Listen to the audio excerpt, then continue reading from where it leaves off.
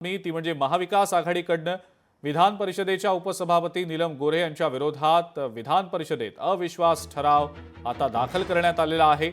विरोधी पक्षांनी हा अविश्वास ठराव दाखल केलाय। अविश्वास ठराव विधानसभा सचिवालयाकडे सादर करण्यात आलेला आहे आणि नीलम गोऱ्हे यांच्यावर अपात्रतेची कारवाई व्हावी अशा आशयाचा हा प्रस्ताव आहे।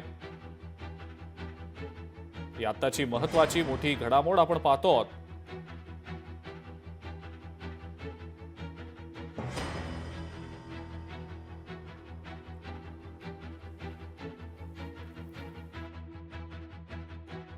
तो खरा अविश्वास प्रस्ताव आणायला आमच्याकडनं उशीर झाला। आतापर्यंत त्या निलंबितच व्हायला पाहिजे होत्या, कारण अविश्वास प्रस्ताव आणल्यानंतर त्याच्यावरती या अधिवेशनातच चर्चा आम्हाला अपेक्षित आहे। आणि कोणी जरी असलं तरी ज्यांनी जर का त्या एखाद्या नियमाचा किंवा कायद्याचा भंग केला असेल आणि अविश्वास ठराव ज्या कारणासाठी आणले ती कारणं तुमच्यासमोर येतील।